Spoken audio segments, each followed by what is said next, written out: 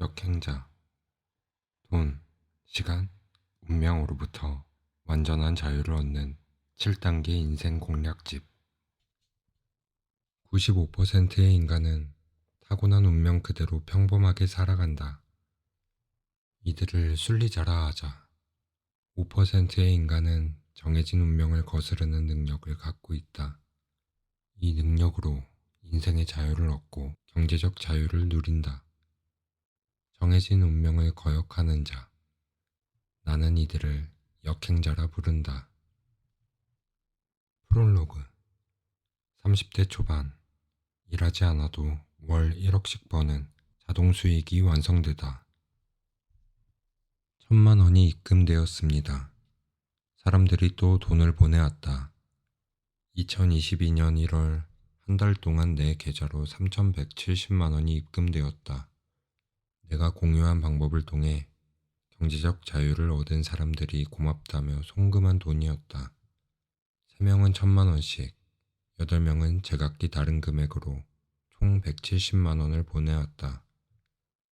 더는 이렇게 받을 수 없어 나의 계좌를 막으며 생각했다. 이젠 고마움을 표하지 말고 본인을 위해 쓰세요. 물론 돈은 인간에게 필수적인 것이다. 하지만 나는 이보다 더 중요한 것이 있다고 믿는다. 그건 바로 인생으로부터의 자유이다. 대단한 사업가도 아니고 재벌만큼 돈이 많지도 않고 수재도 아닌 나였기에 단지 평범한 사람이 자유를 얻을 수 있는 방법을 이론화시키고 싶었다. 그리고 이제는 말할 수 있다. 나는 최악의 인생에서 역행자의 7단계 모델을 통해 자유를 얻었다. 학창시절 내내 나의 인생은 세 개의 큰 벽으로 가로막혀 있었다. 공부, 돈, 외모. 학교 꼴찌이자 인생 꼴찌 수준인 나는 이 벽들에 갇힌 채 좀비처럼 살아갔다. 누구를 질투해 본 적도 없다. 너무 큰 격차를 느낄 때 인간은 질투라는 감정 자체를 느끼지 않는다. 나는 스스로 너무나 열등한 존재라 믿었다. 인생에 어떤 희망도 없었으며 평생 월 200만 원 이상 벌 수 없을 거라 믿었다. 오로지 내 꿈은 반월공단 공장에 취직한 후 원룸에서 게임만 하는 삶이었다. 그게 행복이라 믿었다. 실제로 20살이 될 때까지 깨어있는 내내 게임만 하는 오타쿠로 살았다. 성인이 됐는데도 아르바이트 자리 하나 얻을 수 없었다. 문제가 있었다. 심한 여드름에 뿔테 안경, 체크무늬 셔츠. 사람 눈도 못 쳐다보는 상태였다. 그런 사회 부적응자를 받아줄 사장님은 없었다. 그러던 나에게 기적이 하나 일어난다. 그 전까지는 글 읽는 걸 참 싫어해서 책도 멀리하는 편이었는데 어떤 한 권의 책을 읽게 된 것이다. 책을 집어든 이유도 참 단순했다. 인간관계에 서툴러서 사람들과 잘 어울리지 못하니 책을 읽으면 대화를 잘하게 되지 않을까 싶어서 대화법 책을 고른 것이다. 책 내용도 별다른 건 없었다. 경청의 중요성을 특히 강조한 책이었는데 책에서 알려준 대로 사람들 얘기를 잘 들어주고 반응해주니까 점점 그들의 태도가 달라지는 게 느껴졌다. 그 전까지는 나를 잘 끼워주지 않던 사람들도 자연스럽게 나랑 이야기하는 걸 좋아하기 시작했다. 오히려 나한테 고민을 털어놓는 걸 더 편하게 느끼는 것 같았다. 그때 나는 하나의 희망을 보았다. 게임처럼 인생에도 공략집이 있구나. 나는 그 후로 여러 치트키들을 점점 더 알게 된다. 이 지식들 덕분에 절대 넘을 수 없는 벽이라 느꼈던 공부, 돈, 외모 레벨을 완전히 바꿀 수 있었다. 인생은 지옥이 아니었다. 영원히 바꿀 수 없는 게 아니라 계속 레벨업 할 수 있는 재미있는 게임이었다. 온라인 게임보다 더 신나는 미치도록 재밌는 게임이었다. 세계의 벽은 점차 허물어져 갔다. 인생에도 공략집이 있다는 걸 믿고 치트키들을 획득하면서 인생은 혁신적으로 변해갔다. 4년이 지나자 매달 3천만 원이라는 거금이 들어오기 시작한다. 그 후 더 많은 경험치를 쌓아 30대 초반이 되었을 때는 아무 일을 하지 않아도 월 1억씩 버는 자동 수익이 완성됐다. 다시 몇 년이 지난 지금 나는 이보다 행복할 수 있을까? 라는 생각을 하며 매일 아침을 맞이하고 있다. 나는 요즘 아침에 일어날 때마다 이 모습이 나라고? 말도 안 돼. 라고 생각한다. 외모 콤플렉스에 시달리던 과거의 나는 없다. 테니스, 헬스, 골프 등의 운동을 꾸준히 하면서 만족스러운 삶을 살고 있다. 제주도에서 2주간 머물며 이 책을 썼다. 수익 자동화 덕분에 거의 일을 하지 않고도 열흘 만에 1억 원을 벌어들였다. 내 계좌에는 수십억 원이 굴러가며 돈이 돈을 벌어주는 상태가 되었다. 무일푼으로 창업한 내 회사는 130여 명의 정직원과 인턴, 아르바이트생으로 돌아간다. 이상한 마케팅, 아트라상, 푸드프 등 6개의 사업체는 내가 없어도 자동으로 돌아간다. 얼마 전 강남 한복판에 창업한 욕망의 북카페, 루프탑에서 커피를 마시며 하루를 시작한다. 밤에는 최근 개업한 청담동 위스키바에 가서 사람들과 대화를 나눈다. 나는 단순히 경제적 자유를 넘어 시간으로부터의 자유를 얻었다. 인류 사업가나 부자들에 비해서 돈은 부족하지만 자유로운 시간만큼은 그 누구보다 많다. 나는 인생의 공략집이라고 생각한 이 특별한 방법들에 역행자의 7단계 모델이라는 이름을 붙였다. 이 책엔 내가 겪은 10년의 시행착오를 3년으로 줄일 수 있는 모든 치트키가 담겨 있다. 타임머신이 있다면 10년 전 나에게 이 책을 꼭 전해주고 싶을 정도다. 내가 이것들 중 일부라도 알았더라면 그렇게까지 고생하진 않았을 텐데, 멀리 돌아가진 않았을 텐데, 훨씬 더 빨리 자유를 찾았을 텐데 싶다. 뭐 어쩔 수 없다. 나 대신 당신이라도 이 책을 읽고 지름길을 밟길 바란다. 행복해지길 바란다. 그게 내가 이 책을 쓴 이유다. 역행자의 7단계 모델. 역행자의 7단계 모델이란 대체 무엇인가? 언뜻 어렵게 보일 수 있지만 사실은 아주 간단한 원리들이다. 1단계 자의식 해체, 2단계 정체성 만들기, 3단계 유전자 오작동 극복, 4단계 뇌 자동화, 5단계 역행자의 지식, 6단계 경제적 자유를 얻는 구체적 루트, 7단계 역행자의 쳇바퀴. 대부분의 사람들은 유전자와 본성의 명령을 그대로 따르기 때문에 평범함을 벗어날 수 없다. 하지만 정작 자신은 나는 달라 하는 자의식에 사로잡혀서 무한 합리화에 빠져 살아간다. 스스로가 얼마나 많은 정신적, 심리적 오류를 저지르는지 알지 못한 채 매일 똑같은 쳇바퀴를 돌 뿐이다. 나 역시 20살까지는 이런 쳇바퀴에 갇혀 있었기 때문에 그 상황을 누구보다 잘 안다. 자, 왜 우리는 진짜 자유를 얻지 못하는가? 왜 늘 돈 이야기를 하지만 평생 돈에 허덕이는가? 저는 나름대로 열심히 공부해서 명문대에 들어갔고 주식책도 많이 읽었습니다. 하지만 여전히 저는 자유롭지 않습니다. 죽어라 노력하는데 왜 안 될까요? 무슨 말인지 안다. 나는 역행자 7단계 모델을 순서대로 밟지 않았기 때문이라 답하고 싶다. 한 단계라도 생략한다면 지름길을 밟기 어려워지고 완전한 자유로부터 멀어진다. 기본기가 받쳐줘야 발동될 수 있는 스킬들이 있는데 순서가 잘못돼서 누적되는 효과가 발휘되지 않은 경우가 있다. 하루 종일 정말 열심히 공부하는데 성적은 오르지 않는 아이들이 있는 것처럼 7단계만 반복적으로 밟아주면 경제적 자유와 인생의 자유를 얻게 된다. 적어도 현재 수입의 3배는 손쉽게 얻어낼 수 있을 것이다.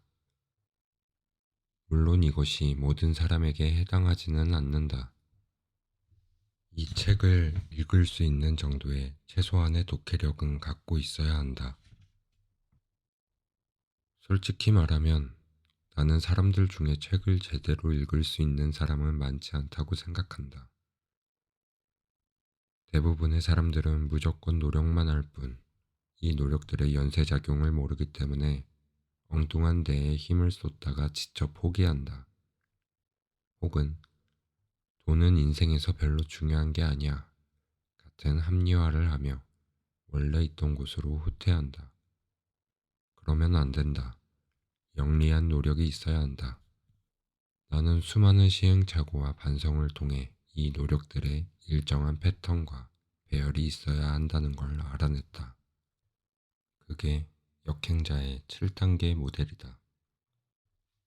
역행자의 7단계 모델에 대해 정말 짧게 설명해 보려 한다. 인간이 경제적, 시간적, 정신적 자유를 얻지 못하는 이유는 무엇일까? 이 책에서는 본성과 유전자의 명령대로만 살아서 라고 답한다.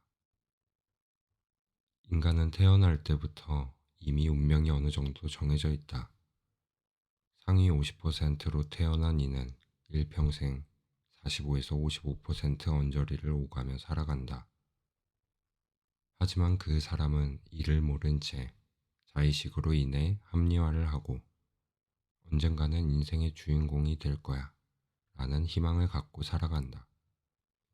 인간은 무의식, 자의식, 유전자에 의해 조종되기 때문에 우선 이 세 개의 꼭두가시 줄을 끊어내야만 한다. 무의식은 스스로의 한계를 규정짓고 자의식은 끊임없이 합리화를 유도하여 발전을 가로막는다. 그리고 우리의 유전자는 선사시대에 최적화되어 있다. 과거에 최적화된 유전자의 명령은 현대를 살아가는 우리에게 적합하지 않은 경우가 잦다. 그 결과 수많은 판단 오류를 저지르며 인생을 망쳐버린다. 가장 처음으로는 무의식을 바꿔야 한다. 하지만 무의식은 이성적으로 바꿔낼 수 없다. 누군가 너는 자유를 얻을 수 있어 라고 말하더라도 당신의 무의식은 나는 할 수 없어 라며 방어 기제를 펼친다. 이 기제를 우회할 수 있는 가장 좋은 방법은 스토리이다. 자신과 똑같은 상황에서 자유를 얻어낸 이야기를 50여 개 정도 듣게 되면 무의식에는 균열이 생길 수밖에 없다. 이 균열을 만든 뒤 역행자 7단계 모델을 통해 보다 적극적으로 자유를 얻어내야 한다. 1단계 자의식 해체. 자의식은 인간에게 필수 불가결하게 존재한다. 인간의 자아가 붕괴되는 것을 막는 기제지만 대부분은 과한 남용으로 우리의 발전을 완전히 가로막는다. 예를 들어, 나는 돈에 진짜 관심이 없어. 돈 버는 법은 세상에 존재하지 않아. 등의 말도 대부분 자의식 상처를 피하기 위한 합리화에 지나지 않는다. 누구보다 돈을 원함에도 돈은 좋은 거야. 라는 걸 인정하는 순간 본인의 인생이 부정당하기 때문이다. 대다수는 돈에 대한 트라우마와 공포 때문에 회피라는 어리석은 결정을 한다. 결국 이들은 투영하기를 통해 애먼 곳에 자아를 투영하며 인생을 모두 낭비해버린다. 열등감이 발동되었을 때 스스로의 못남을 인정하고 어떻게 발전할 수 있는가를 고민할 때 인간은 성장할 수 있다. 2단계 정체성 만들기. 철학자 비트겐슈타인은 언어의 한계는 세계의 한계 라는 말을 남겼다. 마찬가지로 정체성의 한계는 인간의 한계이다. 가령 평범한 한국 사람이란 정체성을 가진 이가 경제적 자유에 다가갈 가능성이 0%이다. 한편 한 달에 1억 벌 수 있는 사람이라는 정체성을 가진 이는 여기에 근접할 가능성을 조금이나마 갖게 된다. 이는 자신의 정체성을 마음대로 조종할 수 있다면 대단한 노력 없이도 목표에 도달할 수 있다는 뜻이다. 스스로에게 베스트셀러 작가 되기라는 정체성을 부여한다면 정말 그 지점에 도달할 확률이 생겨난다고 말할 수 있다. 물론 이렇게 정체성을 자유자재로 만드는 것은 매우 어려운 일이다. 그렇기에 이 단계에서는 정체성을 의도적으로 형성하는 방법에 대해 다룬다. 정체성을 마음대로 갖고 논다면 자유를 얻을 확률을 기하급수적으로 높일 수 있다. 3단계 유전자 오작동 극복. 평범한 인간은 유전자 오작동에 의해 인생을 갉아먹힌다. 유전자 오작동을 이해하고 그걸 고친 사람만이 더 나은 삶을 향해 나아갈 수 있게 된다. 유전자 오작동이란 무엇일까?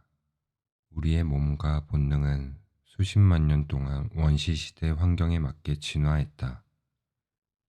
원시시대에는 음식을 보면 무조건 달려들어 먹어치워야 생존에 유리했다. 하지만 이제 칼로리 과다로 성인병을 달고 사는 현대인에게 그런 본능은 오히려 위험이 된다. 이 잘못된 본능이 바로 클루즈다. 빛을 보고 날아가도록 프로그래밍된 나방이 가로등 안에 갇혀 죽고 말듯이 진화상 유리했던 과거의 본능이 우리 머릿속에 남아 바이러스처럼 악영향을 끼친다.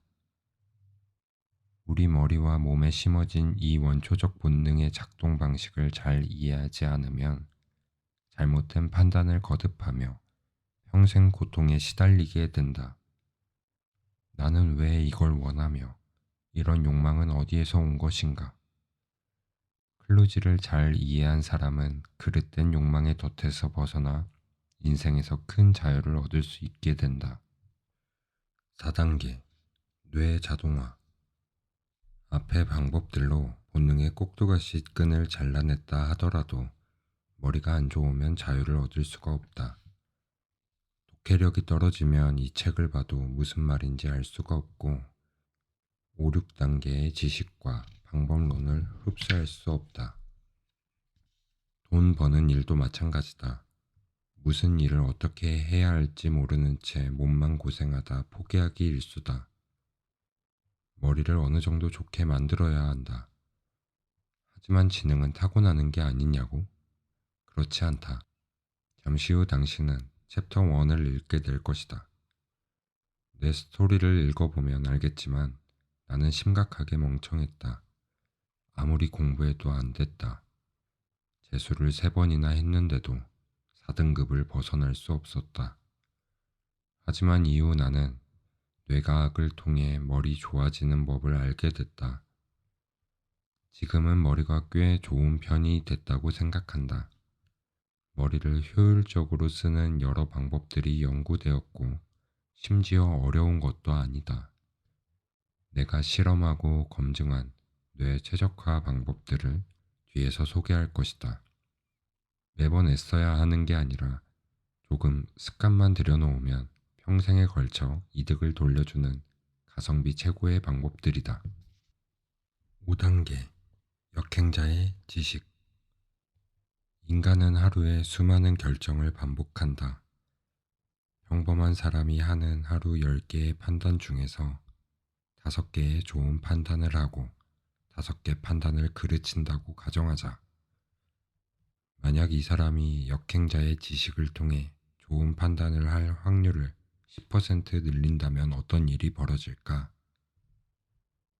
단순히 생각했을 때 하루 한두 개씩 더 좋은 판단을 할 수 있다면 10년 뒤엔 3650일간 좋은 판단이 복리로 쌓이게 된다. 복리의 힘은 어마무시해서 훗날 인생의 격차는 현격히 벌어질 수밖에 없다. 그 결과의 값은 돈뿐만 아니라 인생의 자유를 얻는 것이다. 이를 위해 5단계에서는 본능을 역행하는 지식들을 배우게 된다. 6단계 경제적 자유를 얻는 구체적 루트. 5단계까지는 기초 체력을 다지는 근육 운동이었다고 할 수 있다.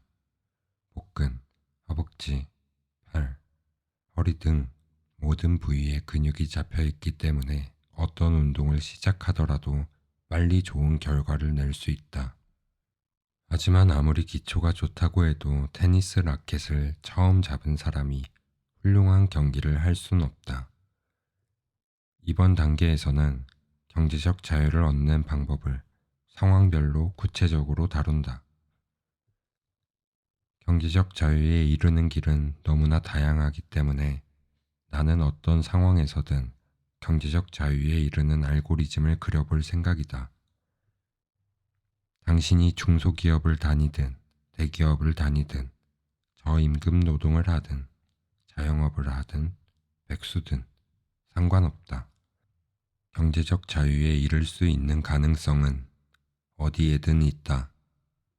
7단계 역행자의 쳇바퀴. 인간의 본성에는 실패와 패배에 대한 두려움이 각인되어 있다. 선사시대의 실패와 패배는 곧 죽음과도 직결되어 있었기 때문에 인간은 오래전부터 이를 과도하게 두려워하는 경향이 있었다. 그래서 새로운 것에 도전하기를 망설이며 이를 실패했을 때 과도하게 스트레스를 받는 것이다. 하지만 역행자는 이 원초적 두려움이 쓸모없는 것임을 이해하고 있다. 나아가 이러한 본능을 역행하여 고의로 패배에 직면함으로써 레벨업을 하기도 한다. 세계 최고의 테니스 선수, 축구 선수, 프로그래머들은 정상에 오르기까지 수천 번 패배를 한다. 선수들은 자신의 수준이 높아짐에 따라 더 강한 상대와 경기를 하게 되며 뛰어난 선수들은 승리보다 패배를 해야만 진정한 레벨업을 할 수 있다는 것을 알고 있다. 당신이 부자 되기 게임에 참여했다면 이처럼 반드시 패배에 직면해야 한다. 역행자 1단계에서 6단계라는 쳇바퀴를 통해 패배에 직면하고 다시 레벨업이 반복되면 어느 순간 자신도 모르는 사이 완전한 자유에 도달하게 된다. 세상에 공짜는 없지만 이 책은 서울대생이 유니콘 기업을 만드는 법, 수천억을 벌어들이는 법을 설명하지 않는다. 오로지 평균 이하의 사람이 돈과 시간, 정신으로부터 완벽한 자유를 얻는 방법에 대해 알려주고 있다. 그래서 세상을 혁신하고 싶은 기업가들, 더 많은 부를 쌓고 싶은 자산가들이 보기에는 적합하지 않다. 나는 당신에게 죽어라 돈을 모으며 살라고 강요할 생각이 전혀 없다. 사람마다 가치관은 다를 것이다. 나는 인생을 즐기면서 행복하게 사는 사람이 승자라고 생각한다.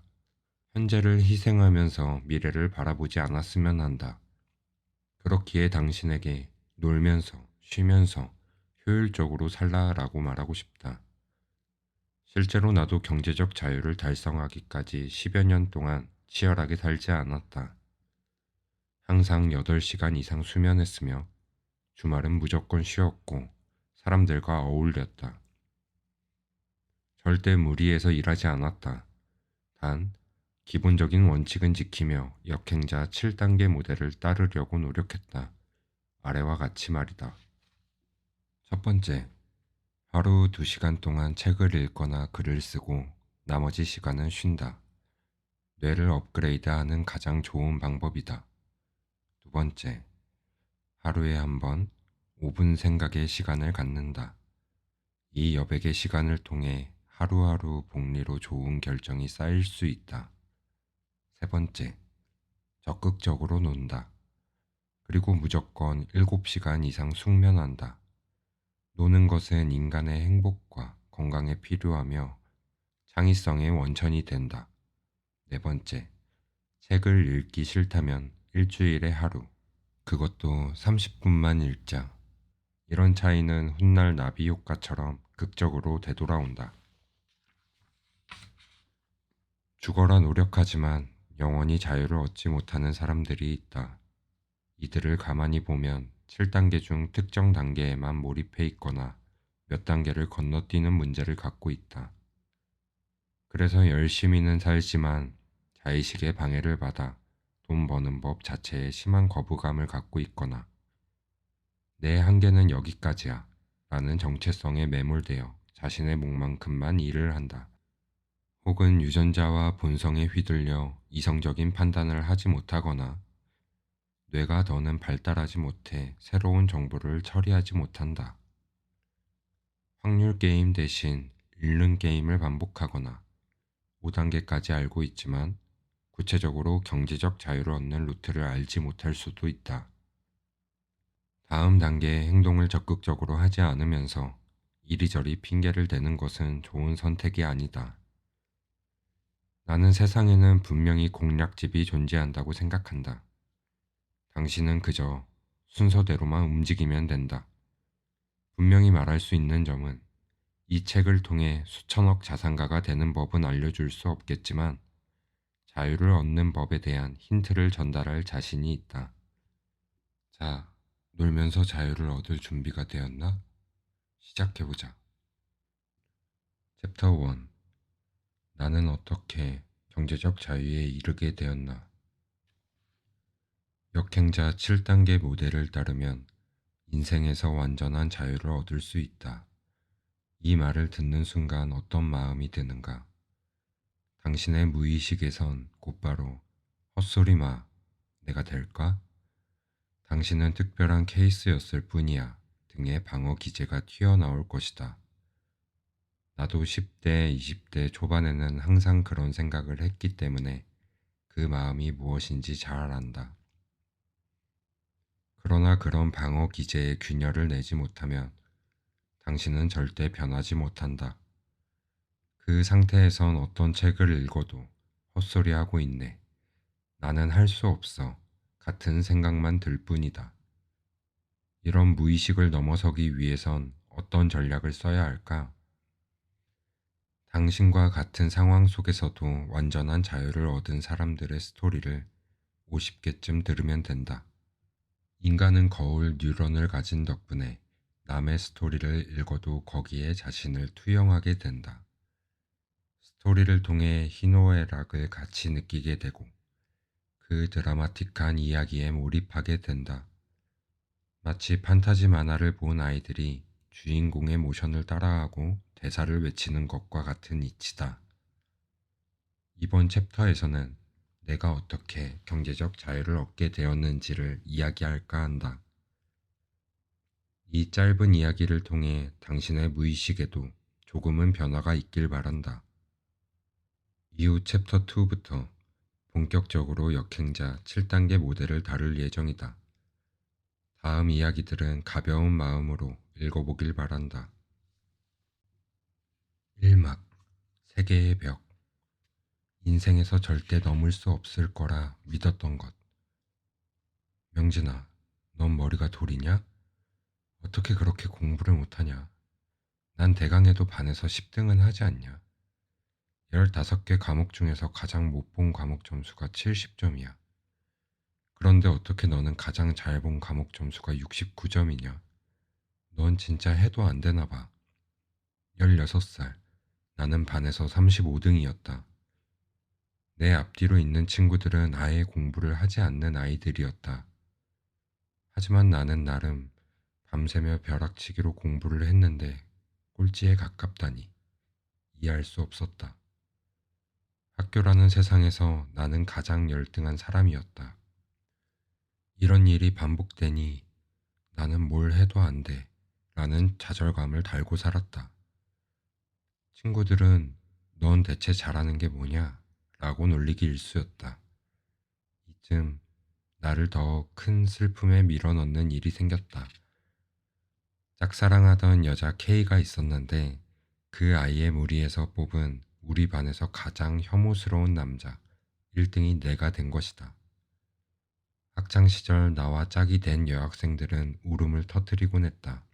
그런 일을 자주 겪어왔음에도 혐오남 1위는 꽤나 충격적이었다. 공부 못하고 못생기기만 한 게 아니라 돈도 없었다. 안산에서 가장 안 좋은 동네.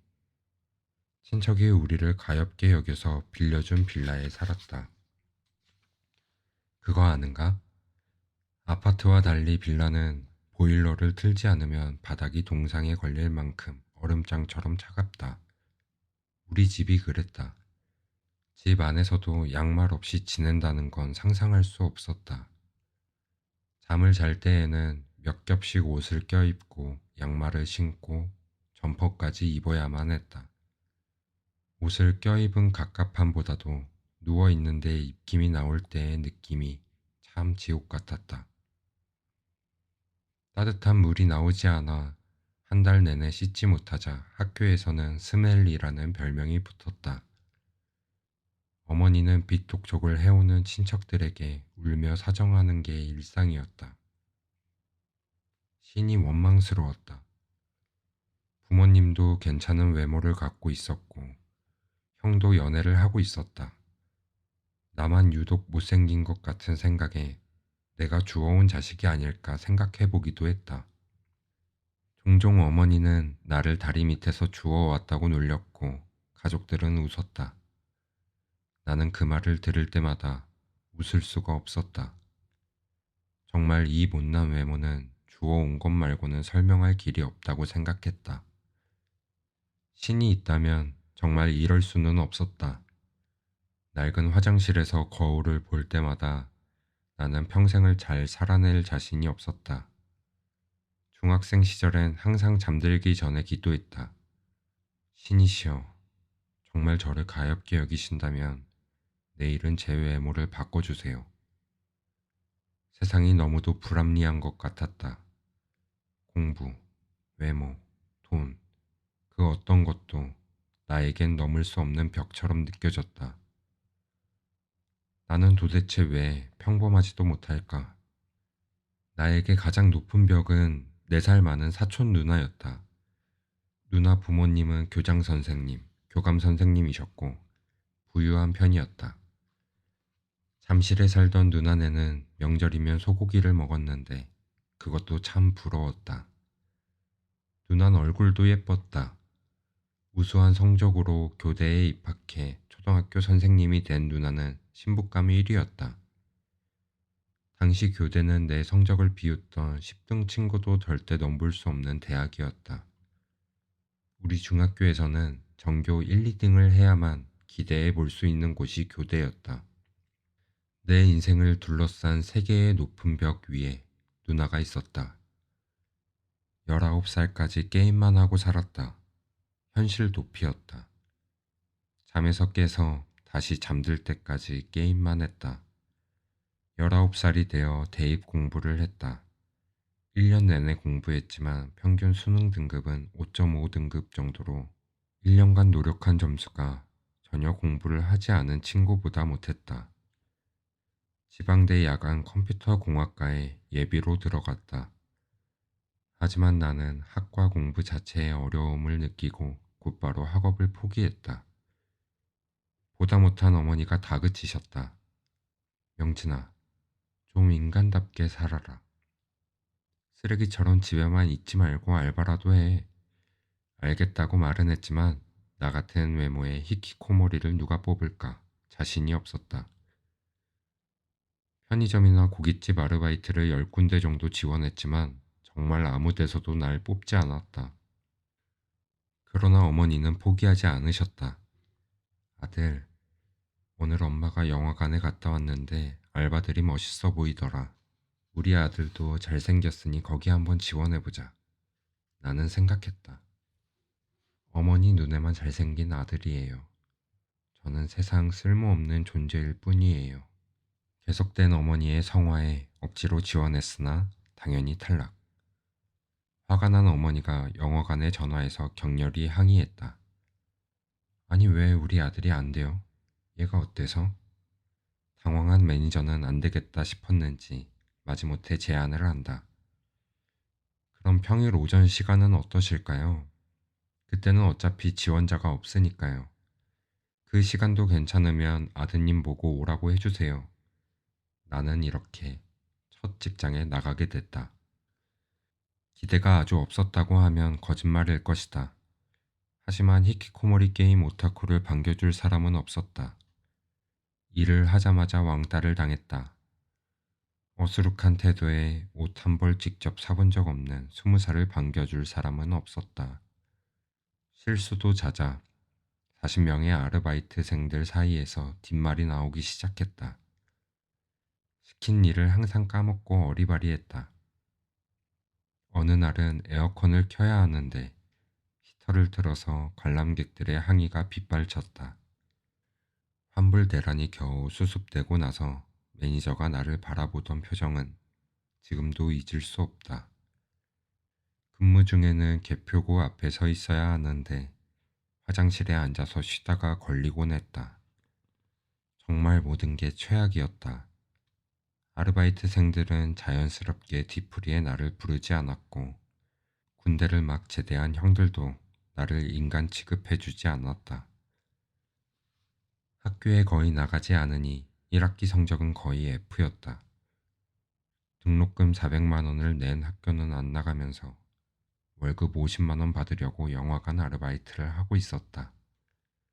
이보다 더 어리석은 인생이 있을까? 1학기에는 대학 동기를 짝사랑하며 6개월을 쫓아다녔지만 차였고 2학기에는 함께 일하는 아르바이트생을 쫓아다녔지만 역시나 차였다. 딱히 실망하지 않았다. 실망이란 것도 기대가 있어야 느낄 수 있는 감정이다. 나는 내 인생에 대해 아무런 기대가 없었기 때문에 그런가? 또 차였구나 하고 넘어갔다. 어차피 나는 여자친구를 만들 수 없는 사람이라 생각했다. 그러던 20살 겨울, 인생 최대의 터닝포인트를 만나게 된다. 같이 아르바이트를 하던 누나가 명진아, 안산중앙도서관이라는 데가 생겼는데 정말 너무 좋더라 하고 지나가듯 말했다. 나는 아르바이트를 끝내고 찾아가 봤다.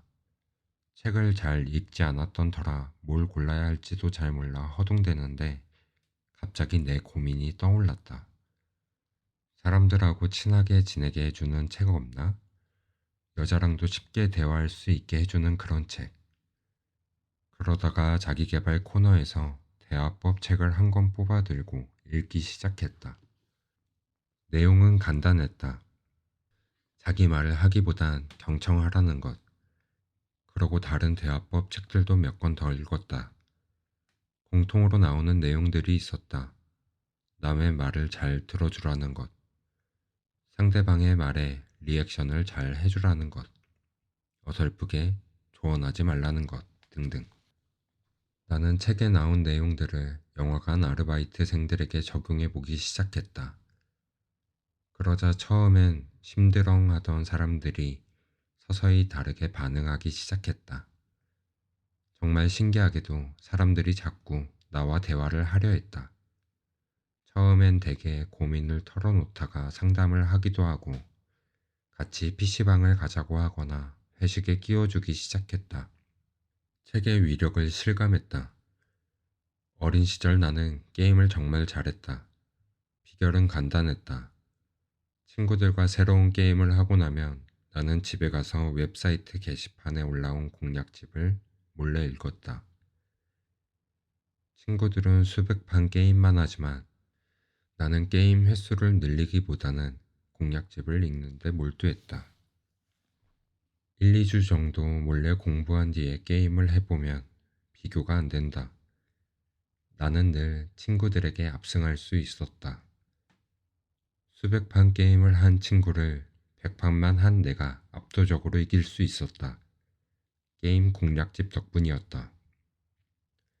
대화법 책 덕분에 사람들의 태도가 달라질 즈음 나는 게임에도 공략집이 있듯이 인생에도 공략집이 있는 게 아닐까 생각하게 됐다. 게임의 공략집은 웹사이트에 올라와 있지만 인생의 공략집은 바로 책이라고 생각했다. 생각이 여기에 이르자 나는 완전히 꽂혀버렸다. 어차피 더 손해볼 것도 없었다. 20살의 12월, 나는 첫 직장인 영화관 아르바이트를 6개월 만에 그만뒀다. 그러곤 안산중앙도서관에 박혀서 2개월간 200여 권의 자기계발서, 심리학 책을 읽기 시작했다. 이때 나는 독해력도 부족했고 머리도 나빴다. 그래서 중학생이 읽을 법한 쉬운 책들을 훑듯이 읽어 나갔다. 그러다 마음에 드는 구절을 만나면 모두 노트에 적었다. 나는 신기한 감정을 느꼈다. 평생 책이라곤 읽지 않고 무식하게만 살아왔는데 하루 종일 책을 읽고 있자니 그런 내 모습에 취하게 되었다. 묘한 자신감도 생기기 시작했다. 이 사람들은 이렇게 어려운 상황 속에서도 결국 해냈네. 100가지가 넘는 성공 스토리들을 계속 읽다 보니 나도 뭐든 해낼 수 있을 것 같았다. 무의식이 점차 변하기 시작했다. 중고등학교 때 가장 똑똑했던 친구들을 만나서 책을 읽으며 알게 된 내용들만 이야기해도 시간 가는 줄 모르고 떠들 수 있었다. 늘어난 대화 스킬 덕분에 친구들도 나와 이야기하는 걸 좋아했다. 새로운 욕심이 생기기 시작했다. 대학에 새로 들어가면 애들처럼 똑똑한 사람들이나 교수들과도 이런 대화를 나눌 수 있겠지? 다시 대학에 가보자. 또 다른 비극의 시작이었다. 2막 하루 2시간 기적의 시작. 역행자의 첫 번째 단서. 이제 21살 다시 대학에 가고 싶다는 열망은 생겼지만 돈도 없고 방법도 몰랐다. 나는 무식하게 독학을 선택했다. 이번엔 수능용 공략집을 발견하기 위해 인터넷을 뒤졌다.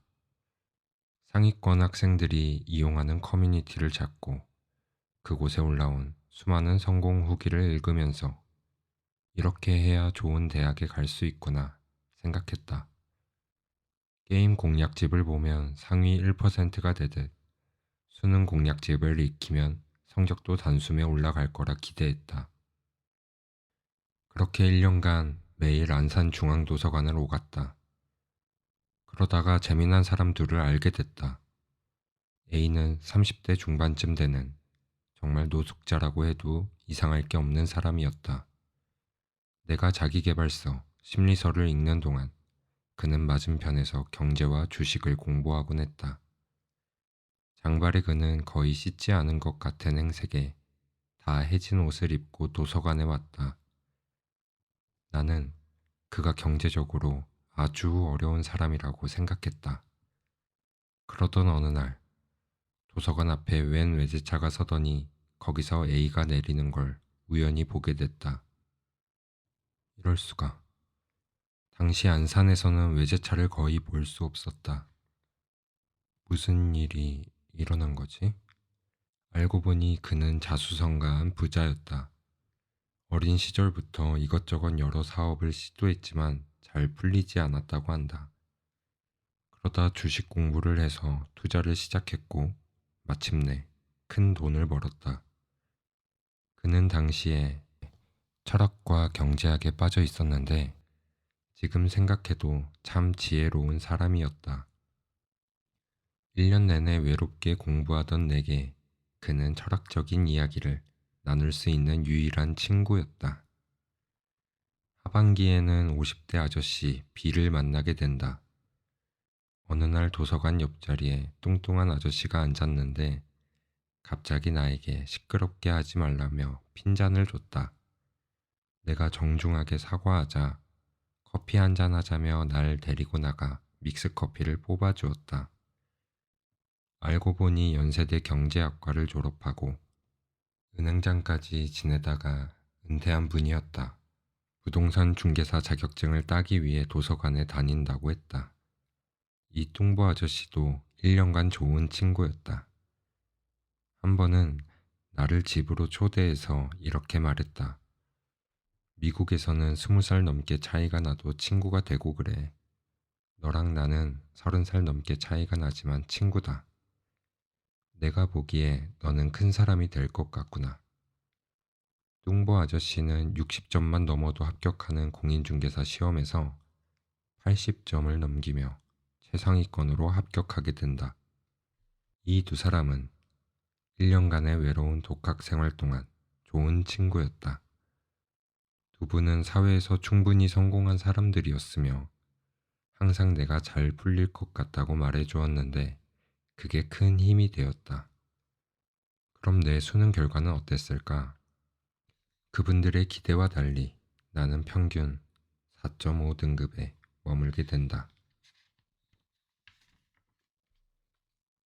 어떤 대학에도 갈 수 없는 점수였다.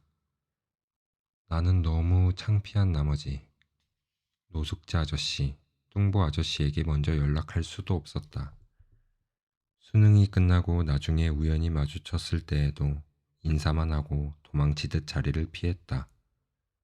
그리고 그분들을 다신 만날 수 없었다. 왜 다시 실패했을까? 나는 끊임없이 책을 읽으면서 환상에 사로잡혀 있었다. 책을 읽고 지식이 쌓이면서 나는 대단한 사람이야. 나는 뭐든 해낼 수 있어. 하고 착각했을 뿐 세계의 벽은 여전히 나를 가로막고 있었다. 현실은 단단했다. 집에서는 그럼 그렇지 하며 조롱이 이어졌다. 친형은 나이 먹고 흥부처럼 돈이나 빌려달라고 할까 진심으로 걱정된다 라고 말했다. 나는 인정할 수 없었다. 어머니에게 매달렸다. 혼자 공부했기 때문에 실패한 것 뿐이에요. 서울에 있는 재수학원에 보내주세요. 당연히 어머니는 한 달에 100만 원씩 하는 학원에 보낼 돈은 없다 하며 반대하셨다. 명절날 나는 친척들 앞에서 포부를 이야기했고 이번엔 외삼촌과 삼촌이 지지해 주셨다. 학원비는 외할머니가 대주시기로 했다. 학원도 외할머니 집에서 다니게 되었다. 나이로 치면 사수에 해당하는 22살이었다. 공부를 하는 동안 외할머니는 매일 아침 밥상을 차려주셨다. 내 인생에서 가장 따뜻한 1년이었다. 거의 꼴찌로 들어간 재수학원이었지만 담임 선생님은 나를 예뻐해 주셨다. 수능 직전에는 선생님께서 이렇게까지 성적이 오른 사람은 명진이가 처음이다 하고 말씀하실 정도로 모의고사 점수가 좋았다. 특히 학원에 들어갈 때만 해도 5등급이었던 수학과 영어가 6개월 만에 1등급으로 올랐다. 기대를 한몸에 받았다. 하지만 신은 손쉽게 행복을 선물해 주지 않았다. 수능 시험 당일 너무나 긴장한 나머지 언어 영역에서 8문제나 풀지 못했다. 결과는 4등급. 정신이 완전히 터져버렸고 아직도 그날 시험을 어떻게 봤는지 잘 기억나지 않는다.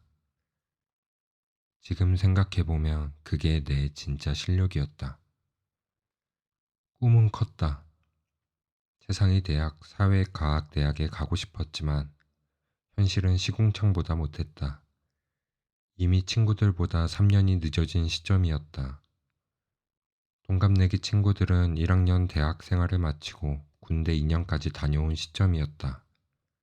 고졸인 친구들은 곧바로 취업해서 사회생활 4년 차에 들어섰다. 그러나 23을 바라보는 내 인생은 정말 최악 그 자체였다. 돈, 외모, 공부, 그 어떤 벽도 허물 수 없었다. 한창 꽃다운 그 시절의 나는 아무것도 가진 것 없이 밥만 축내는 인간이었다. 재수 생활이 끝나고 안산에 돌아와 나는 방구석에 틀어박혀 철학책을 읽는 척했다. 과거엔 게임으로 도피했고 23엔 철학으로 도피했다. 나만의 가상세계를 만들어 자위했다. 그때는 거의 우울증에 걸린 듯 살아갔다. 현실에서 도망치고 싶었고 나를 아는 사람이 아무도 없는 곳으로 가고 싶었다. 눈밭이 있는 지방대에서 자전거를 타고 철학책을 읽는 삶. 지방국립대 철학과 세 곳의 원서를 냈다. 그중에 지리상 대한민국 한가운데에 있는 학교라는 말도 안 되는 이유로 전북대를 택했다. 늦가기 대학생으로 전북대 철학과에 입학한 23살. 나는 현실과 이상의 괴리 때문에 때로는 자살 충동까지 느끼곤 했다. 하지만 그런 와중에도 절실하게 생각한 것이 하나 있었다. 성공한 사람들은 모두 책 읽기와 글쓰기를 많이 한다는 점이었다. 그래서 나도 무슨 일이 있어도 하루 2시간씩 책을 읽고 글을 쓰자고 마음먹었다. 나중에 이의 전략이라고 이름 붙인 습관이 만들어진 순간이다. 아무리 바빠도 무슨 일이 있어도 하루 2시간 책 읽기와 글쓰기는 빠뜨리지 않으려 했다. 대신 나머지 시간은 마음대로 놀거나 빈둥거리면서 지냈다. 그럴 수 있었던 것은 독특한 믿음이 있었기 때문이다. 책 읽기와 글쓰기를 꾸준히 해두면 훗날 뭘 하더라도 누구보다 잘할 수 있을 거야. 성공한 수많은 사람들이 증명하잖아. 지금 생각하면 참 단순한 믿음이었다. 무식하면 용감하다고 나는 미련 맞을 정도로 2년간 매일 2시간씩 책을 읽었다. 그리고 나머지 시간은 완전히 놀거나 하고 싶은 것에 집중했다. 그런데 놀라운 일이 벌어졌다. 이 근거 없는 믿음이 효과를 발휘하기 시작한 것이다. 읽고 듣는 것들이 전보다 훨씬 잘 이해되었다. 무엇을 보든 본질 또는 핵심이 금방 파악되고 스스로 기준이 잡히기 시작했다. 그러다 보니 별다른 공부를 하지 않아도 철학 수업들이 잘 이해됐다. 교수님들도 나를 좋아했고 시험을 보면 장학금을 받곤 했다. 내 인생을 가로막던 3가지 벽 중 공부의 벽이 허물어지기 시작했다. 전북대는 지방 국립대이긴 하지만 안산이나 전주에선 반에서 3, 4등은 해야 갈 수 있는 곳이었다. 앞에서 말한 중학교 시절 나에게 공부를 못한다고 놀리던 친구도 재수를 하고서야 전북대 공대에 들어와 있었다. 평생 이길 수 없다고 생각했던 그 친구와의 간격이 점차 좁혀지고 있었다. 두 번째로 금이 가기 시작한 것은 돈의 벽이었다. 대학 1학년 때 교내 과외 게시판에 게시글을 올렸는데 대박이 난 것이다. 당시 전북대 과외 시장은 의대생과 영어과 혹은 수학과의 사범대 학생들이 독점하고 있었다. 그들은 과외 게시물에 전공과 과외비 50만 원을 적을 뿐이었다. 내가 다니던 철학과를 포함한 다른 과 학생들은 과외 시장의 명함도 내밀지 않았다. 하지만 나는 이렇게 생각했다. 너흰 12년 공부해서 이 학교에 왔지만 나는 겨우 2년 공부해서 이곳에 왔다. 나는 수능을 망쳤을 뿐 너희에게 뒤지지 않아. 심지어 하위권 학생은 더 잘 가르칠 자신이 있지. 지금까지 수백 권의 책을 읽었기 때문에 무식하게 수능 공부만 해온 너희보다 지혜로워. 지금 생각해보면 여전히 정신을 못 차리고 있었지만 아무튼 그런 패기 덕분에 자신감은 있었다. 그래서 나도 과외 구하는 글을 올리기로 했다. 특이하게 하위권 전문 과외라고 제목을 달고 그동안 내가 얼마나 공부를 못했는지, 그러나 어떻게 영어와 수학의 등급을 끌어올렸는지 구체적인 스토리와 방법을 적었다.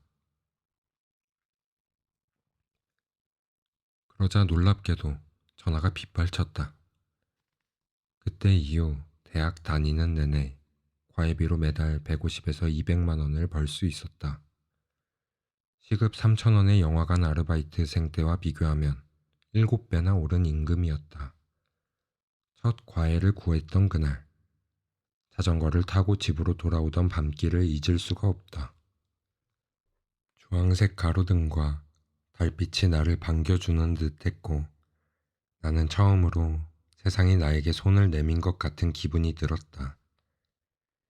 예전에 시급 3,000원에 영화관 아르바이트를 할 때는 5,000원짜리 김치찌개를 먹지 못했다.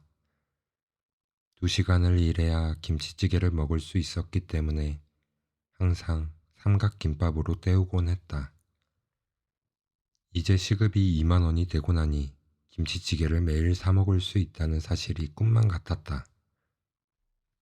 며칠만 과외를 해도 스쿠터 주유비 2만 원, 원룸 월세 22만 원이 다 해결됐다.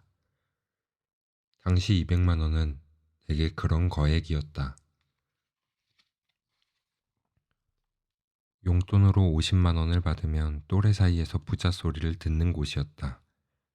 학교를 다니며 200만 원을 내 힘으로 벌어냈으니 나는 자신감이 넘쳤다. 삶의 밸런스가 자리를 잡기 시작했다. 마지막 벽이었던 외모에서도 큰 변화가 일어났다. 당시 나는 안산 중학교 동창인 지안이와 함께 살고 있었다. 중학생 때는 별로 친하지 않았지만 책을 잔뜩 읽던 21살에 만난 지안이는 정말 대단하다고 느껴졌다.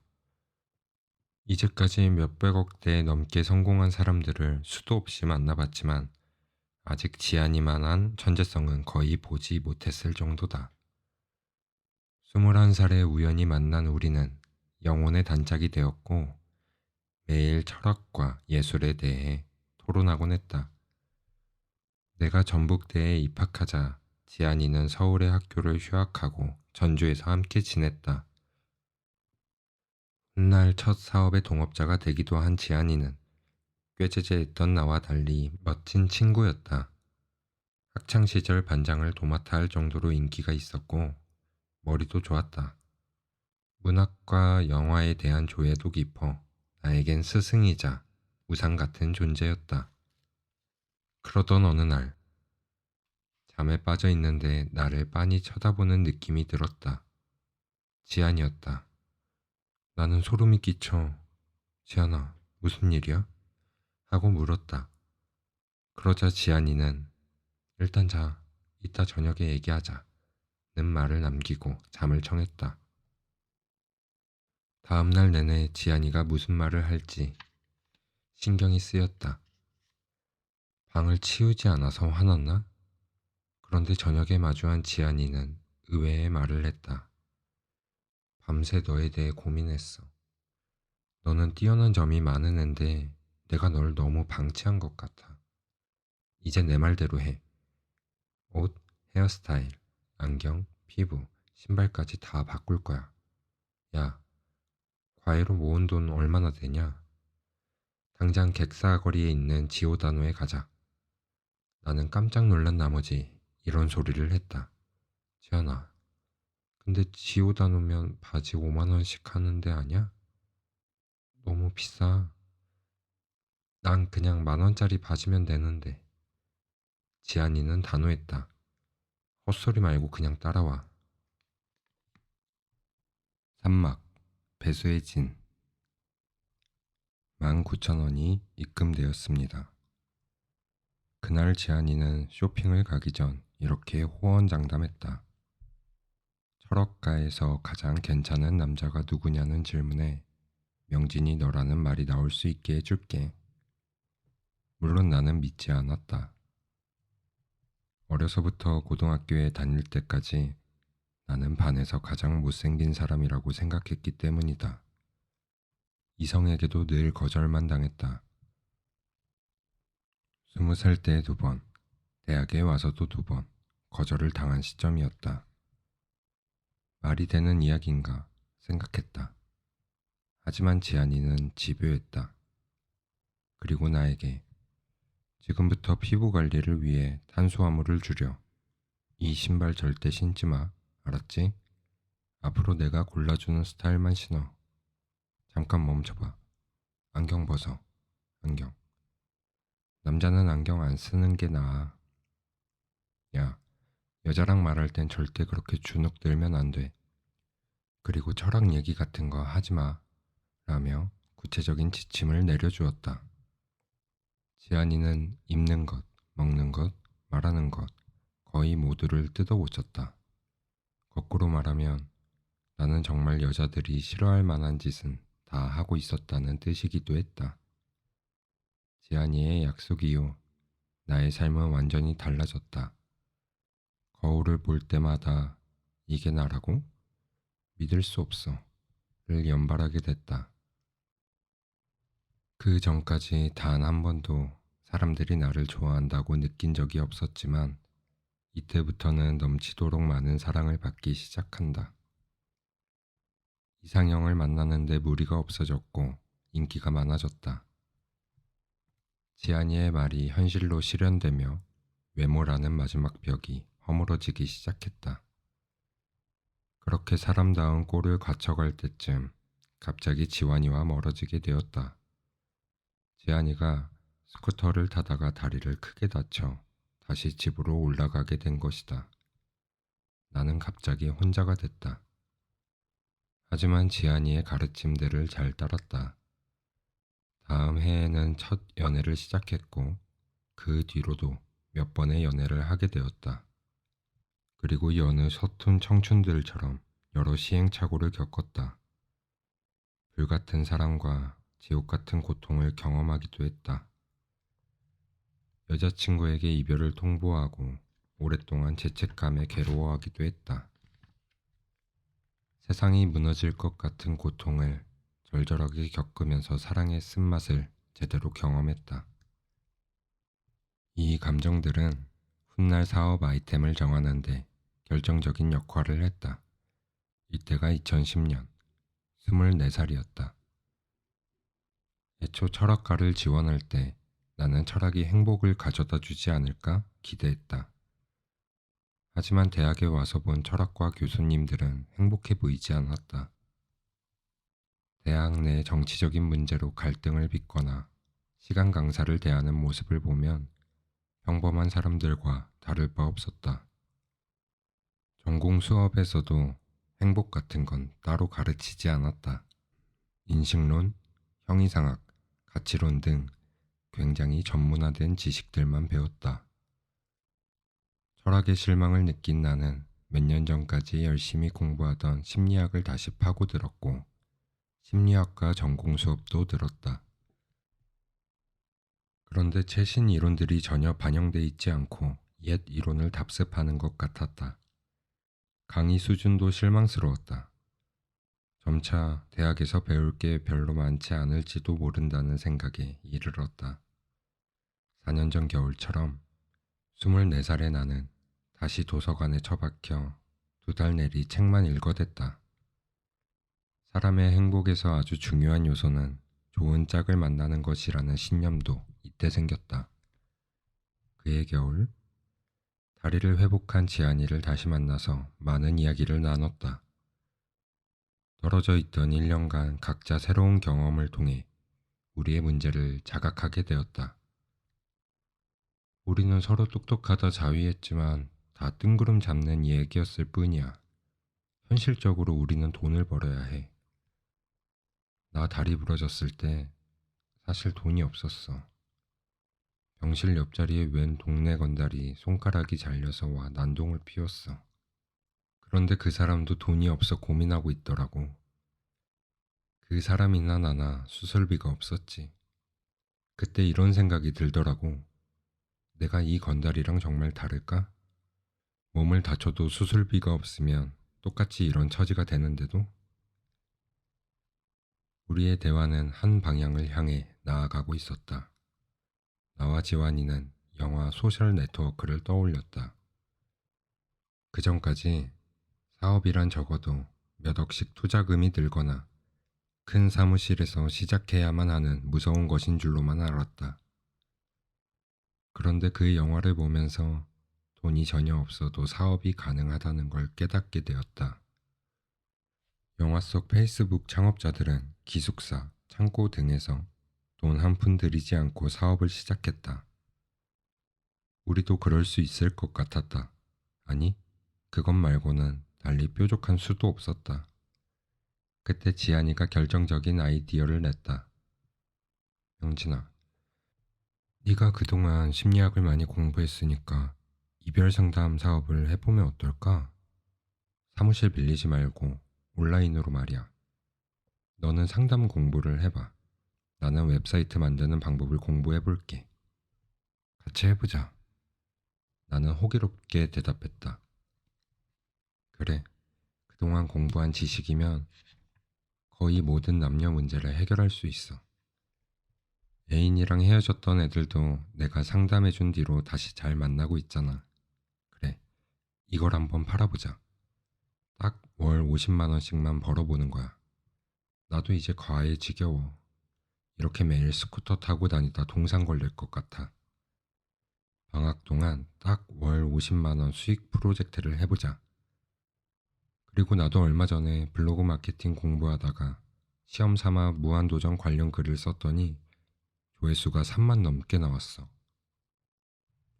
그동안 네이버 지식 활동 많이 해서 계급도 높으니까 그것도 활용할 수 있을 거야. 돈 한 푼 안 들이고 광고할 수도 있어. 우리는 배수의 진을 쳤다. 나는 모든 과외를 그만두었다. 그리고 지아니와 합숙을 시작했다. 앞서 말했듯이 그동안 2년간 2시간씩 책 읽기와 글쓰기를 놓지 않았다. 새로운 걸 받아들이고 본질적인 것들을 찾아 연결하는데 최적화된 상태였다. 우리는 2개월간 각자 최선을 다해 사업을 준비했다. 지안이는 웹사이트 제작을 공부했고 나는 마케팅과 심리학을 팠다. 사업과 마케팅 분야는 전혀 몰랐기 때문에 책을 30권 정도 쌓아두고 읽어나갔다.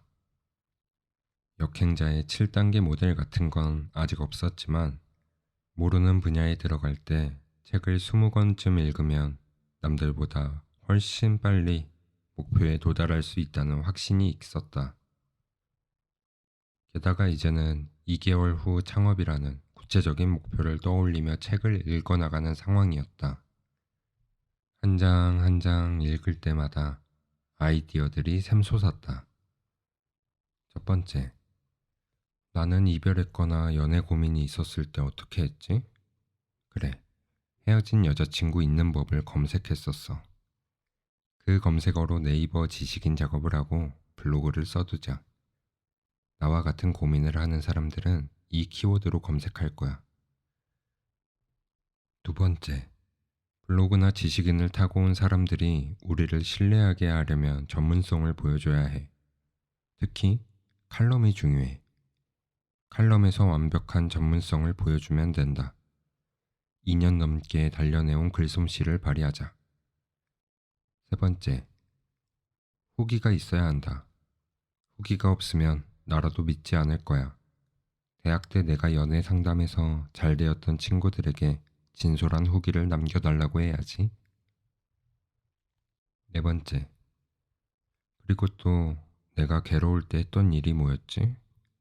고민 상담을 해주는 네이버 카페에 들어가 봤었지. 그럼 거기에도 칼럼을 쓰자. 단, 절대 상업적인 냄새가 나면 안 돼. 읽는 사람에게 진짜 도움이 될 만한 정보를 주는 거야. 일단 그래야 신뢰가 쌓여.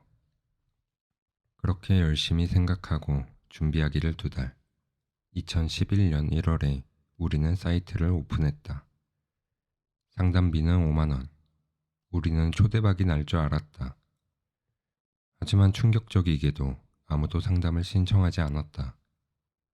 여유 자금은 고작 4만 원 남은 상태였다. 지환이와 나는 일주일간 식빵과 우유만 먹으며 버티자고 결심했다. 그렇게 식빵과 우유로만 버티며 3일이 흐르자 우리는 생존의 위험을 느꼈다. 원룸 앞 트럭에서 파는 2,000원짜리 아메리카노가 정말 마시고 싶었다. 혹시나 싶어 웹사이트 메인 카피를 수정하고 상담료도 19,000원으로 낮췄다. 일단 한 번이라도 상담 신청이 들어오면 빵이나 밥을 사 먹을 수 있다는 생각밖에 들지 않았다. 우리는 잘 되길 기도하고 잠에 들었다. 그 다음날 아침 7시 문자가 하나 왔다. 19,000원이 입금되었습니다. 내 인생에서 가장 기쁜 순간 중 하나였다. 그때 지안이가 했던 말이 아직도 생각난다. 명진아, 우리 아메리카노 마시러 가자. 우리는 그 다음 달 3천만 원을 벌어들이게 된다. 사막, 행운 뒤에 숨은 것. 이보다 최악의 상황이 있을까? 2011년 3월 25살이던 우리의 사업은 나날이 발전했다. 월세 22만 원짜리 방에 살다가 3천만 원을 벌어들이는 건 기적과도 같았다. 매일 이게 꿈인가 현실인가 싶은 나날을 보냈다. 밤에는 시간당 20만 원을 벌면서 천재 상담사님 소리를 듣다가 낮에는 평범한 대학생으로 지내는 이중생활을 이어나갔다. 3학년이 되자 모든 게 시시하게 느껴졌다. 차츰 전주에서의 삶이 무료해져 갔다. 내가 큰 돈을 벌자 주위 사람들은 오히려 나를 멀리했다. 사람들은 성공한 사람에 대해 부정적인 감정을 먼저 가진다는 걸 이때 깨달았다. 나는 학교를 그만두고 제주도 한 달 살이를 떠났다. 오피스텔에서 지내면서 상담도 하고 여행도 하는 디지털 노마드 생활을 했다. 겉으로 보기엔 영화처럼 살고 있었다. 하지만 실제 내 삶은 늘 쪼들리고 있었다. 모든 사업은 처음 성과를 냈을 때가 가장 위험하다. 나와 지안이가 벌인 사업은 무자본 창업에 가까웠다.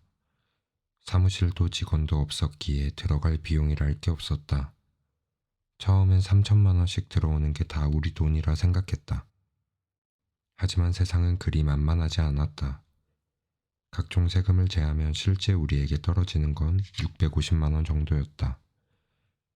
3천만 원 수입에 취해 있던 우리는 각자 좋은 차를 샀는데 그 할부금만 150만 원이었다. 거기에 월세 100만 원, 부모님 용돈 100만 원, 건강보험료와 국민연금 납입금 등을 제하고 나면 남는 게 없었다. 실제 쓸 수 있는 돈은 100만 원 수준이었다.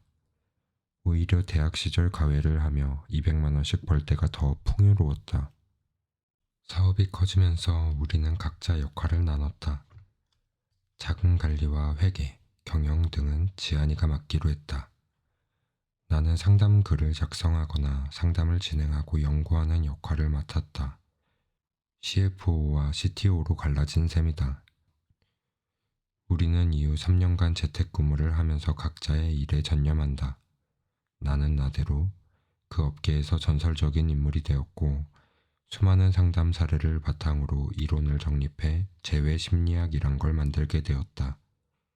소문이 나면서 인기가 치솟았다. 나에게 상담을 받으려면 1, 2개월은 기다려야 했다. 상담 폭주 때문에 상담 제안을 거는 일이 잦아졌고 제안을 푸는 날이면 수백 개의 상담 글이 올라왔다.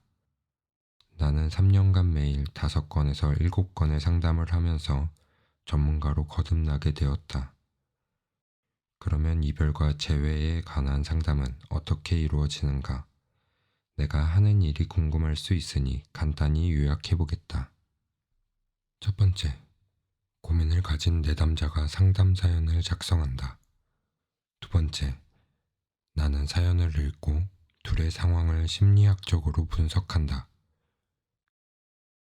세 번째, 연애 상대의 심리를 파악하고 그에게 해야 하는 액션을 구체적으로 제시한다. 문자 한 번으로 매달리게 만들거나 재회 가능성이 높은 상태를 만드는 게 목표다. 재회 확률이 30% 미만인 경우엔 환불을 권유한다. 네 번째, 대부분의 케이스가 문자 한 번만 보낼 수 있는 상황이다. 단 한 문장으로 상대의 감정을 완전히 뒤흔들어야 한다. 상대를 슬프게 할 수도 있고 악몽을 꿀 정도로 충격적인 메시지를 보낼 수도 있다. 다섯 번째, 내담자가 메시지를 보내고 나면 상대방에게서 연락이 오거나 상대가 매달릴 수 있다. 이때 어떻게 해야 하는지 구체적인 액션 방안을 내담자에게 알려준다. 아울러 상대의 심리 변화를 설명해준다. 이때 수많은 사례를 듣고 겪으면서 나는 어느새 인간 심리 분석과 심리 시뮬레이션 전문가로 거듭났다. 5쪽에서 10쪽에 이르는 상담 사연을 매일 5-6건씩 읽어야 했다. 30분 정도 고민하여 창의적인 해결책을 만들어내야 했다. 끝없이 통찰력을 요하는 작업이었기에 자려고 누워서도 독창적인 해법을 연구했다. 덕분에 문제 해결 능력이 많이 향상되었다. 세상에는 안 풀리는 문제보다 고민하면 풀리는 문제가 훨씬 많다는 걸 깨달았다. 이런 깨달음과 적극적인 두뇌 사용은 이후 다른 창업에서 다시 중요한 자산이 된다. 이처럼 전문성은 나날이 발전해 갔지만 사업 자체는 3년간 정체되어 있었다. 서로에 대한 불만도 쌓여갔다. 지안이는 내가 경영상 고충을 모른다고 생각했다. 나는 나대로 이런 불만이 생겼다. 사업을 시작하자마자 월 3천씩 벌었는데 어떻게 3년간 매출이 그대로지? 그리고 실제 고객을 상대하는 건 나 혼자인데 왜 650만 원만 받아야 하지? 사업 구조도 마케팅도 맨 처음과 똑같으니 사업이 더 커지지 않는 게 아닐까? 이걸 경영이라고 할 수가 있나? 겉으로는 사이가 좋아 보였지만 우리는 서로에게 불만이 쌓여갔다. 나는 사업을 공격적으로 펼치길 바랐지만 지안이는 보수적으로 하길 원했다. 그리고 나는 창업 초기 이외에는 경영에 참여하지 않으면서 주도권을 잃은 상태였다. 무엇보다 이때까지 군대에 갔다 오지 않은 상태였다. 불안한 나와 지안이 사이에 제3자가 개입하면서 우리 관계는 틀어지기 시작했다. 오막, 인간의 그릇. 결국 사람은 제 그릇만큼의 돈을 모은다. 우리는 늘 눈앞의 목표를 염원하면서 살고 그것만 달성되면 모든 게 해결될 것처럼 생각하지만 현실은 그렇지 않다. 상담 결제가 한 번만이라도 돼서 낀 일을 해결할 수 있으면 좋겠다고 기도하던 때가 차라리 행복했다. 문제 하나가 해결되면 더 큰 하나가 게임 속 퀘스트처럼 펼쳐졌다. 너무나 파란만장한 일들이 많았는데 짧게 정리하면 이렇다. 첫 번째, 지환이와 나는 여러 오해가 쌓여 갈라섰다. 나에겐 다른 동업자가 생긴다. 두 번째, 새롭게 사이트를 열어서 마에 3천만 원 매출을 바로 뚫어낸다. 세 번째, 2015년 2월 1일 29에 사업 수익을 거의 챙기지 않은 채로 군대를 간다. 네 번째, 첫 휴가를 나와보니 회사가 이상하게 돌아가고 있었다. 다섯 번째, 동업자와 직원들이 나를 배신한 정황을 포착. 두 번째 휴가를 나와 결국 모든 사업을 정리한다. 여섯 번째, 스트레스 때문에 강직성 척추염이라는 난치병을 얻고 군 병원에 입원하여 6개월간 누워 지냈다. 이렇게 내 사업 초기는 정말 아군의 연속이었다. 세상에 둘도 없는 친구였던 지환이와 헤어지게 된 것도 안타까웠는데 같이 일한 사람들마다 나를 이용하려는 모습에 사람을 믿기 어려운 상태에 이르렀다. 내무반에 누워있으면 무장 타령을 해서 배신자들을 처단하고 싶은 욕망에 휩싸였다. 강직성 척추염으로 군 병원에 6개월간 입원했을 때엔 정말 인생 막장에 도달한 기분이었다. 그렇게 괴로운 날들이 이어지던 어느 날 나는 마음을 고쳐잡았다. 신이 나를 얼마나 위대하게 쓰려고 이런 고난을 주는 걸까? 종교를 믿진 않았지만 난 이 고난과 고통에 의미를 부여하자고 마음먹었다. 늘 큰 고통 뒤에 큰 성장이 온다는 걸 겪어보지 않았던가? 난 이 비참한 처지가 어쩌면 단련의 계기가 될 수도 있겠다고 생각했다. 아니, 그렇게 생각하기로 했다. 이렇게 병원에 있게 돼서 하루 종일 책만 읽을 수 있는 환경이 마련된 것은 신이 주신 기회다. 난 정말 운이 좋다. 나는 항상 고난이 있을 때마다 책을 읽으며 성장하지 않았나. 군 병원에 누워있는 이 시간은 내 인생의 황금기가 될 거다. 고양시의 군 병원에 입원한 6개월 동안 나는 목발을 짚거나 휠체어를 타고 나가서 끊임없이 책을 읽었다. 그 전에는 심리학과 경영학 관련 책을 읽었다면 이번엔 더 다양한 분야를 읽어야겠다고 생각했다. 어차피 사회에 나가면 또다시 일과 관련된 책을 읽을 게 뻔하니까 이런 기회에 다른 영역을 건드리고 싶었다. 그래서 세계사, 과학, 문학에 관련된 책을 읽으면서 지금까지와는 다른 방향의 뇌를 발달시키려 노력했다. 그리고 본격적으로 경영에 대해 공부하기 시작했다. 이때 읽었던 책 중 하나가 일본 최고의 부자 입문서로 알려진 부자의 그릇이다. 이 책을 읽고 나니 내게 벌어진 모든 상황들이 순식간에 이해되었다. 이 책에는 그동안 겪었던 시행착오가 스토리화되어 있었다. 이런 경험들은 나뿐만 아니라 대부분의 인간이 겪는 일이라는 걸 알게 되었다. 그동안 내가 끊임없이 화가 난 건 스스로를 대단한 사람이라고 착각했기 때문이었다. 지환이와 일을 하면서 3천만 원의 순수익을 냈지만 650만 원밖에 못 가져간 것. 다른 동업자와 일하면서 모든 재산을 잃고 사업체를 빼앗긴 것은 불운 때문이 아니었다. 그들의 문제도 아니었다. 그저 내 그릇이 작았기 때문에 물을 부어도 흘러넘쳤던 것뿐이었다. 생각해보니 내가 잘하는 건 오직 상담뿐이었다. 경영, 회계, 세무, 총무 등 그 무엇도 할 줄 아는 게 없었다. 그저 내 그릇만큼 벌었을 뿐, 나 혼자서 수천만 원을 번다고 생각한 것은 착각이었다.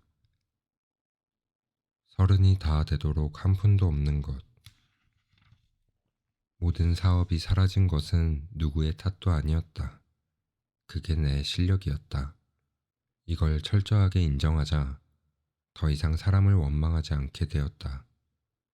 그리고 이제부터 뭘 해야 할지도 눈에 보이기 시작했다. 한 번에 큰 돈을 버는 일은 없다. 사람은 제 그릇만큼 돈을 가져갈 뿐이다. 남을 탓하기보다는 내 문제에 집중하자.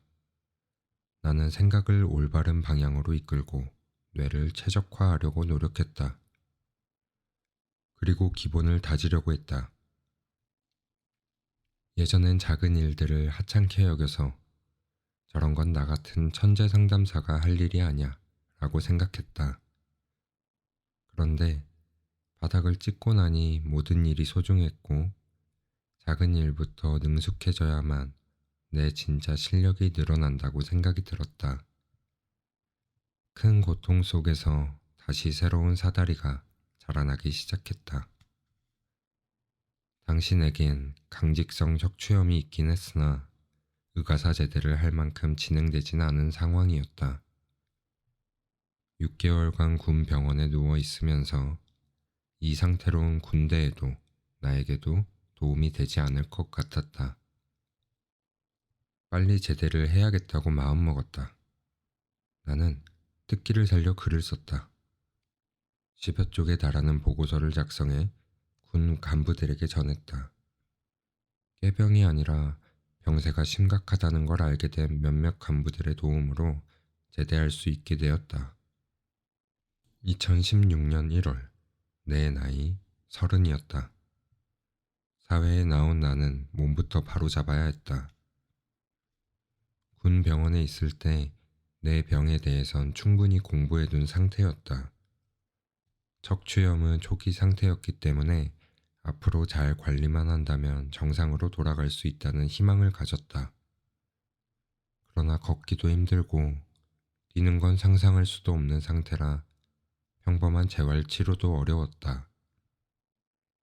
최대한 균형 잡힌 해법을 만들어야 했다. 관절이 아프다면 일단 장근육을 더 붙여야 했다. 관절에 무리가 가지 않으면서 근육을 강화하는 방법은 수영이니 수영을 하면서 류머티즘 치료제와 소염제를 먹는다면 완치 가능성이 있다고 판단했다. 다시 죽어라 노력하길 6개월. 무리한 운동은 어려웠지만 일상생활은 가능해졌다.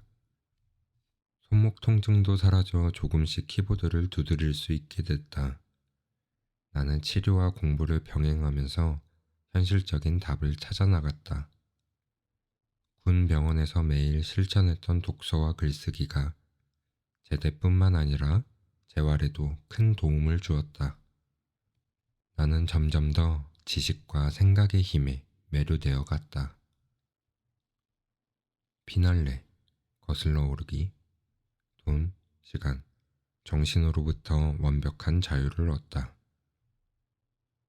누군가 이때까지의 내 인생을 지켜봤다면 뭐라고 평가했을까? 가난한 집에서 머리 나쁘고 못생기게 태어난 한 소년의 비극적인 삶일까? 그렇게 볼 수도 있겠다. 하지만 난 그런 출발점에서도 조금씩 나아가려 했고, 하나하나 장애물을 넘어서면서 새로운 스킬들을 획득했다. 큰 고통이 생길 때에도 자기 연민에 빠지지 않고 그 상황을 어떻게든 다음 성장을 위한 재료로 삼으려고 했었다. 가진 게 없었기에 독서와 글쓰기밖에 할 수 없었지만 그렇게 접한 사람들의 스토리와 전투담은 나에게 큰 용기와 지혜를 주었다. 이제까지 나의 이야기를 길게 들려준 이유다. 30살에 병든 몸으로 제대한 나는 무일푼의 백수였다.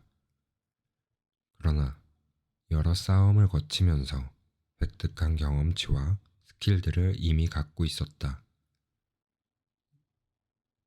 이제 나는 어떤 문제가 닥쳐도 최적의 공략법을 찾아낼 자신이 있었다. 신이 보낸 시련들 앞에서 주저앉는 대신 그걸 밟고 더 크게 올라서는 역행자가 되어가고 있었다.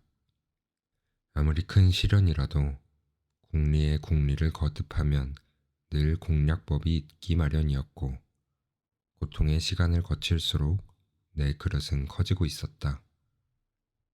제대 6개월 뒤 몸이 거의 나아갈 무렵 나는 자청이 될 준비가 되어 있었다. 그 후에 어떻게 되었냐고? 여기서부터 많은 이들이 아는 대로다. 31. 아무 일 하지 않아도 매월 5천만 원을 버는 구조를 만들었다. 몸은 완전히 회복되어 스포츠를 즐기기 시작했다. 32. 이상한 마케팅이라는 회사를 만들었다. 33. 한 달 순수익이 8천만 원을 돌파하기 시작했다. 자청이라는 닉네임으로 유튜브를 시작해 6개월 만에 16만 구독자를 만들고 은퇴했다. 대부분의 시간은 해외에 나가 있었고 꿈에 그리던 스포츠들을 시작해 트로피를 쌓기 시작했다. 34. 그 동안엔 상상하기 어려웠던 규모로 수익의 시너지가 나기 시작했다.